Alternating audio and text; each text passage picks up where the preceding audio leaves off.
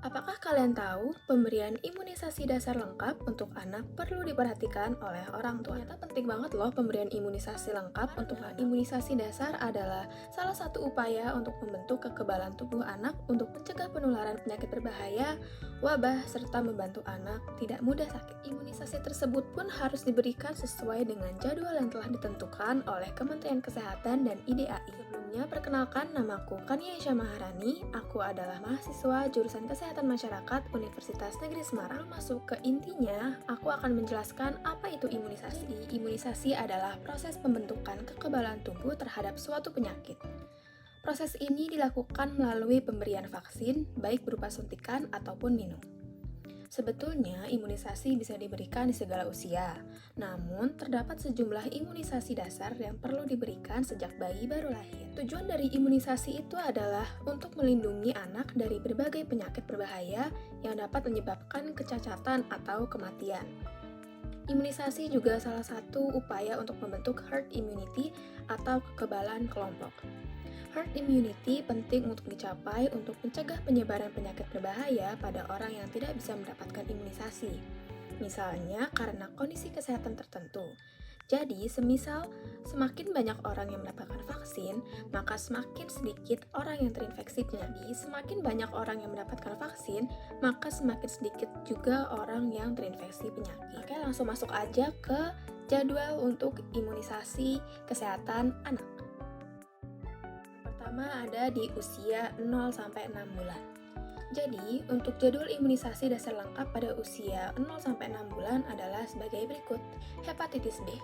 Hepatitis B diberikan 4 kali, yaitu 24 jam setelah bayi lahir, kemudian di usia 2, 3, dan 4 bulan.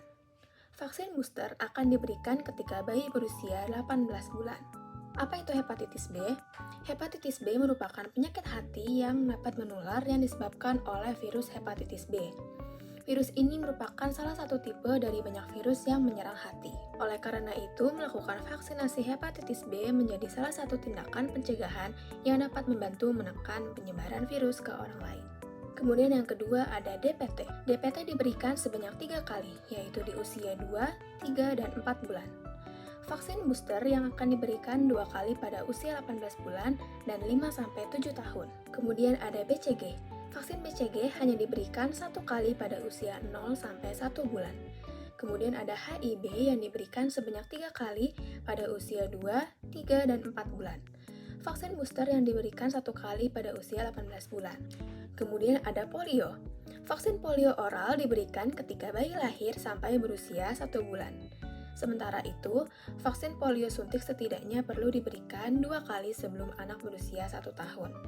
Kemudian, pemberian vaksin polio oral maupun suntikan juga akan dilakukan secara berulang setiap bulan, yaitu pada usia 2, 3, dan 4 bulan. Kemudian ada PCV atau pneumokokus.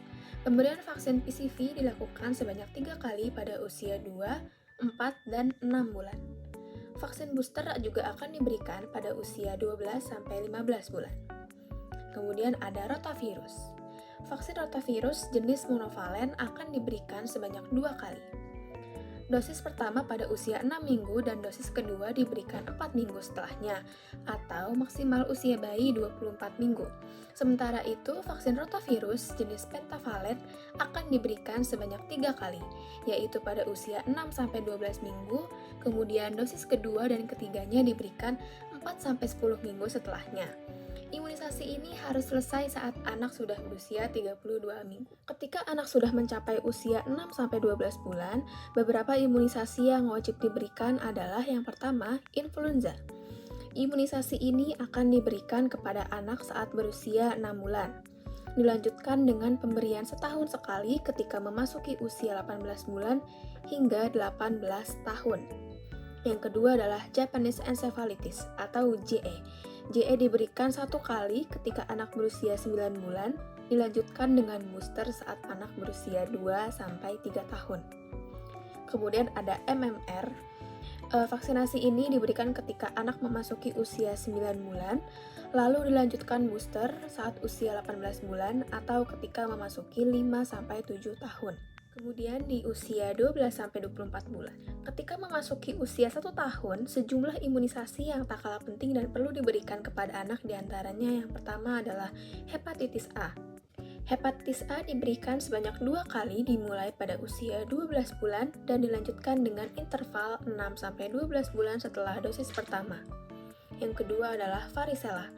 Pemberian varicella dilakukan 2 kali ketika anak berusia 12-18 bulan dengan jarak untuk dosis keduanya adalah 6 minggu sampai 3 bulan. Kemudian yang keempat ada di usia 2-18 tahun. Di usia 2-18 tahun ini diantaranya yaitu tifoid. Diberikan sekali pada usia 2 tahun, lalu diberikan ulang setiap 3 tahun sekali sejak usia 5-18 tahun. Yang kedua adalah dengue. Diberikan sebanyak 3 kali dalam rentang usia 9-16 tahun dengan masing-masing dosisnya berjarak 6 bulan. Kemudian adalah HPV. Vaksin HPV diberikan kepada anak perempuan 2 kali dalam rentang usia 9-14 tahun dengan jarak 6-15 bulan setiap dosisnya. Nah, memangnya tujuan dari diberikan vaksin tersebut itu apa aja sih? Yang pertama yaitu polio, itu untuk mencegah penularan penyakit polio yang dapat menyebabkan kelumpuhan. Kemudian ada hepatitis B yang mencegah penyakit hepatitis B. Kemudian ada BCG yang bertujuan mencegah penyakit TB atau tuberkulosis yang dapat berujung menjadi meningitis. Kemudian ada HIB untuk mencegah pneumonia dan meningitis. Kemudian ada DPT untuk mencegah risiko penyakit difteri, pertusis, dan tetanus. Kemudian ada MMR yang bertujuan mencegah penularan penyakit gondok, campak, dan rubella. Kemudian ada rotavirus untuk menghindari penyakit yang berhubungan dengan gangguan pencernaan, dan PCV untuk mencegah infeksi bakteri penyebab pneumonia. Nah, dari imunisasi ini sendiri pun sebenarnya ada efek sampingnya tersendiri. Imunisasi terkadang menimbulkan beberapa efek samping, tapi tidak semuanya. Meski begitu, hal ini tidak perlu dikhawatirkan karena reaksi yang timbul umumnya bersifat ringan. Rata-rata efek samping akibat imunisasi adalah ruam, demam ringan, dan nyeri di area suntikan. Reaksi ringan tersebut sebenarnya merupakan tanda bahwa sistem kekebalan tubuh sedang membentuk antibodi. Tidak menutup kemungkinan bahwa vaksin bisa menyebabkan efek samping berat seperti alergi hingga anafilaksis. Anafilaksis adalah reaksi alergi berat yang dapat berujung pada shock yang dikenal sebagai shock anafilaksis. Shock akibat anafilaksis dapat menyebabkan tekanan darah menurun secara drastis serta penyempitan saluran pernapasan, sehingga perlu mendapatkan penanganan dengan cepat. Anafilaksis dapat terjadi dalam hitungan menit pasca penderita terpapar alergen atau penyebab alergi dan dapat kambuh dalam kurun waktu 12 jam. Namun, untuk kondisi anafilaksis ini sangat jarang terjadi. Nah, kira-kira gimana jadinya kalau anak belum mendapatkan vaksin? Jika anak belum mendapatkan imunisasi dasar lengkap melebihi batas usia yang dijadwalkan, maka dapat dilakukan imunisasi kejar. Program ini diberikan hingga anak berusia 18 tahun.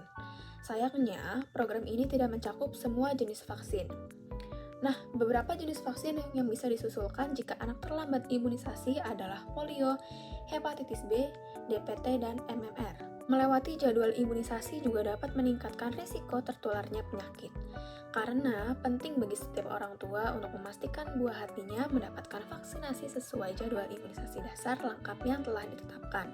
Nah, sayangnya masih banyak orang tua yang belum mengerti apa itu imunisasi, sehingga hal-hal seperti ini dapat menjadikan penghambat imunisasi. Lalu bagaimana cara untuk menanggulanginya?